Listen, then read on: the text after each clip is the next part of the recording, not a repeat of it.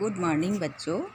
आज हम का 10वां पाठ पढ़ेंगे जिसका नाम है चतुरा वानरा। इसका मैं हिंदी में अनुवाद आप लोग को पहले से लिखकर भेज चुकी हूँ। आज मैं उसको शॉर्ट में समझा रही हूँ। आप लोगों ने पहले सुना ही होगा बंदर और मगर के बीच की कहानी, है ना। तो इसको मैं आज आपको एक बार हिंदी में ट्रांसलेट करके समझा रही हूँ। ध्यान से समझोगे। इसका सारांश भी आता है हिंदी में लिखने का। तो इसे पूरे चैप्टर का हिंदी में अनुवाद रहता है, वैसा नहीं लिखोगे। इसको अपने शब्दों में शार्ट कम शब्दों में छोटा करके उसे लिखोगे। जिसे छोटा करके लिखते हैं उसे कोई सारांश कहते हैं। तो जब सारांश लिखने के लिए आएगा तो आप लोग कैसे लिखेंगे वो मैं तुम्हें बताती हूँ। जैसे इसमें लिखा है, एकस्मिन् नदी तीरे एक जम्बो वृक्ष आसीत्। तो इस एक नदी के किनारे जामुन का वृक्ष था। उसमें एक बंदर रहता था, है ना। वह रोज़ फल खाने के लिए आता था।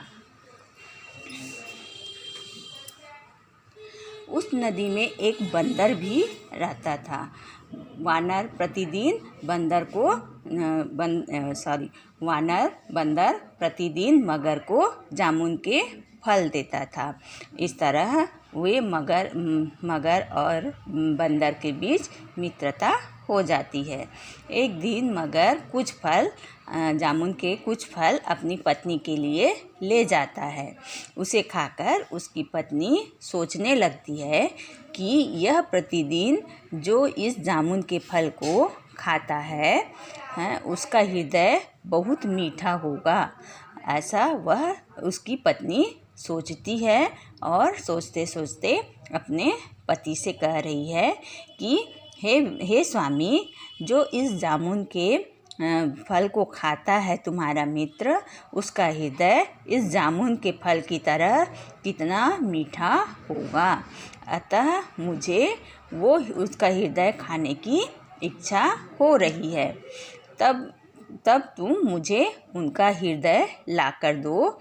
यह सुनकर, नहीं तो मैं तुमसे बात नहीं करूँगी। यह सुनकर मगर वानर के पास हृदय लाने के लिए जाता है। उस समय वह अपनी पत्नी के हठ से विवश हो जाया रहता है और जाकर अपने मित्र बंदर से कहता है, हे मित्र, तुम्हारी भाभी तुम्हें देखने की इच्छा कर रही है, तुम मेरे घर चलो। तब वानर कहता है कि तुम्हारा घर कहाँ है और मैं तुम्हारे साथ कैसे जाऊँगा। तब बंदर कहता है कि तुम चिंता मत करो, मैं तुम्हें अपने पीठ के ऊपर बैठाकर ले जाऊँगा। उनकी बातों को सुनकर बंदर उन पर विश्वास कर लेता है और वृक्ष से नीचे उतरकर उनकी पीठ पर बैठ जाता है।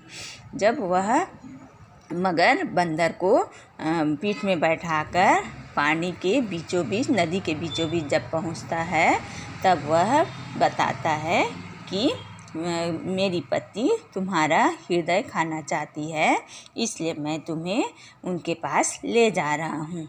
तब बंदर तुरंत सोच में पड़ जाता है और कहता है कि अरे मूर्ख, तुमने मुझे पहले क्यों नहीं कहा। मेरा हृदय तो वृक्ष के खोखर में रखा है। खोखर मतलब ऐसा वृक्ष के अंदर एक छोटा सा गुफा जैसे रहता है, उसे ही खोखर कहते हैं। खोखर में रखा है, अतः तुम मुझे शीघ्र वहाँ ले चलो और मैं वहाँ जाकर तुम्हें अपना हृदय दे दूँगा।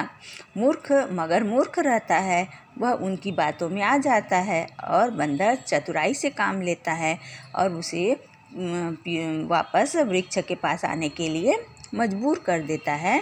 तब मगर बंदर को लेकर वृक्ष के पास पहुंचता है और बंदर जब नदी के किनारे पहुंचता है तो वह नदी से उतरकर वृक्ष में चढ़ जाता है और मगर से कहता है कि अरे मूर्ख, तुम क्या कभी अपने शरीर से हृदय अलग होता है? क्या हृदय के बिना कोई मनुष्य जीवित रहता है? तुमने मुझे धोखा दिया है। आज से हमारी तुम्हारी मित्रता ख़त्म हुई, जाओ वापस चले जाओ। इस तरह दोनों के बीच की मित्रता ख़त्म हो जाती है और मगर देखते ही रह जाता है।